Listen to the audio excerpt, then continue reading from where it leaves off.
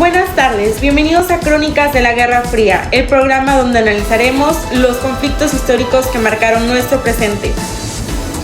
Hoy hablaremos de un enfrentamiento que dividió al mundo durante más de 4 décadas. La Guerra Fría, un conflicto ideológico, político y militar que enfrentó a Estados Unidos y a la Unión Soviética, tras la Segunda Guerra Mundial, según Gaddis en 2005. Exploremos sus elementos clave, sus consecuencias y el impacto que tuvo Alemania y otros países. Comencemos. Para entender la Guerra Fría es importante recordar el contexto en el que surgió. Tras la Segunda Guerra Mundial, el mundo quedó dividido en 2 bloques, el bloque capitalista y el bloque comunista. El bloque capitalista, liderado por Estados Unidos, promovía la democracia y el libre mercado, mientras que el bloque comunista, encabezado por la Unión Soviética, defendía el socialismo y el control estatal de la economía, según el autor Hobsbawm en 1995.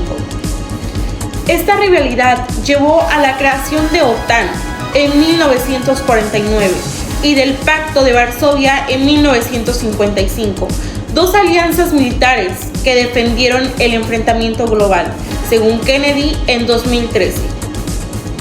La Guerra Fría no fue una guerra convencional, sino un enfrentamiento indirecto a través de diversas estrategias. Una de esas estrategias fue la carrera armamentista. Ambas potencias desarrollaron arsenales nucleares como medida de disuasión, según Friedman en 2013. La confrontación bipolar tuvo como una de sus dimensiones centrales la rivalidad militar entre los 2 campos. En lo referente a las armas convencionales, lo que son los tanques, los aviones, los submarinos, los navíos de guerra, ambas potencias contaban con una gran variedad y cantidad de armamento, mientras Estados Unidos, por ejemplo, mantenía una superioridad en los mares. La Unión Soviética, por su parte, tenía una importante capacidad de acción terrestre, respaldada por un ejercicio que se contaba en millones de efectivos.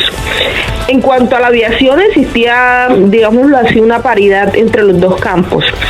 Sin embargo, con el lanzamiento de la bomba atómica en Hiroshima y Nagasaki por parte de los Estados Unidos en agosto de 1945, para poner fin a la guerra contra Japón, se abrió una nueva era en la historia de la humanidad, lo que fue la competencia entre las 2 superpotencias, y que pues de ahí en adelante se concentraría en el desarrollo de armas no convencionales o armas de destrucción masiva.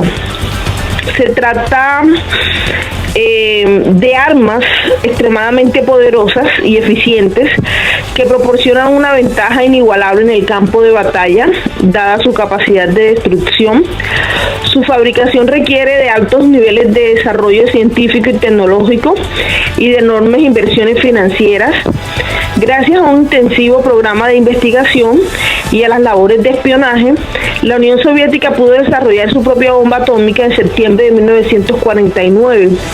Estados Unidos respondió con la creación de lo que fue la bomba de hidrógeno o bomba H, la que a su turno obtiene la Unión Soviética al año siguiente. Posteriormente, con el perfeccionamiento de los vectores como misiles, bombarderos y submarinos, será posible el lanzamiento de cargas nucleares de un continente a otro. Las armas nucleares son explosivos de alto poder que utilizan la energía nuclear. Se les considera armas con mayor poder de destrucción. Esta lógica de acumulación sin límites de la capacidad destructiva con el fin de disuadir al enemigo de dar el primer golpe se le conoció con el nombre de destrucción mutua asegurada o MAD, que irónicamente en inglés quiere decir loco. Uno de los episodios en donde se puso a prueba la doctrina de esta destrucción mutua asegurada y que estuvo muy cerca de una conflagración nuclear fue lo que fue la crisis de los misiles en Cuba en 1962. Entre 1962 y 1979 se produjo un periodo de distensión en la confrontación bipolar que hizo posible que la las superpotencias pudieran ponerse de acuerdo en una serie de tratados pues que reglamentaban la carrera armamentista y le ponían límites a la proliferación nuclear. Entre esos tratados pues se encuentra el Tratado de Moscú, que reglamentó los ensayos nucleares. Estados Unidos y la Unión Soviética acuerdan la no ocupación de la Antártida. El Tratado de No Proliferación Nuclear en 1968. El Tratado ABM sobre la alimentación de defensas antimisiles. Y bueno, existen otros acuerdos que dieron, digamos, tregua a ese periodo que se conoce como el equilibrio de terror. También una de estas fue la carrera espacial. La URSS lanzó el primer satélite, el Sputnik, en 1957 y Estados Unidos respondió con la llegada del hombre a la Luna en 1969, según Dougal en 1985.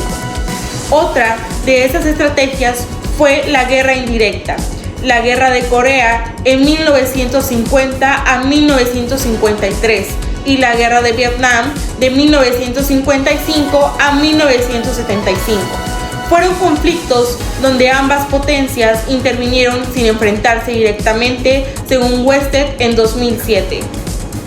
Las consecuencias de la Guerra Fría fueron profundas y marcaron la historia mundial. Entre las principales podemos destacar la división de Alemania. Durante décadas, Alemania estuvo dividida en dos países con sistemas políticos opuestos, según el autor Fulbrock en 2019. El fin de la URSS también fue una de estas consecuencias, ya que en 1991 la Unión Soviética colapsó, dando fin al conflicto y dejando a Estados Unidos como la única superpotencia global, según Cocteau en 2001. Una de estas también fue el impacto en América Latina. Durante la Guerra Fría, Estados Unidos apoyó dictaduras en la región para evitar la expansión del comunismo, según Hamber en 2011. Alemania fue uno de los países más afectados por la Guerra Fría.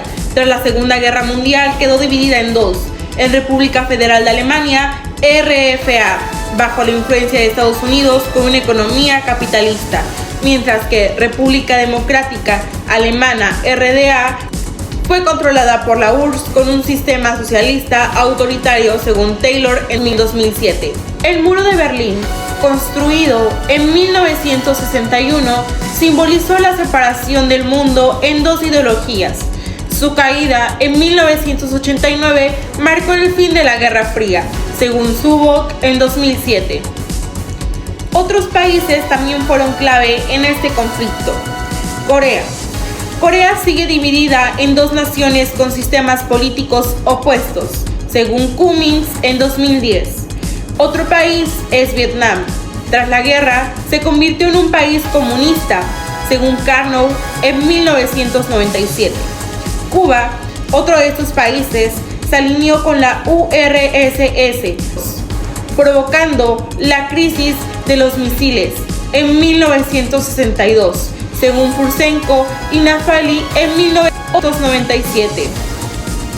A pesar de que la Guerra Fría terminó en 1991, sus efectos aún se sienten en el mundo actual. Las tensiones entre Estados Unidos, Rusia y China han llevado a algunos expertos a hablar de una nueva Guerra Fría, según Mashermir en 2019. ¿Qué opinan los ciudadanos sobre el legado de la Guerra Fría? Yo creo que la Guerra Fría nunca terminó del todo. Bueno, yo creo que la división en bloques del mundo aún sigue vigente, aunque con diferentes actores. La Guerra Fría definió la geopolítica del siglo XX y su legado sigue presente. Esperamos que este análisis les haya permitido comprender mejor este periodo histórico. Nos vemos en la próxima edición de Crónicas de la Guerra Fría.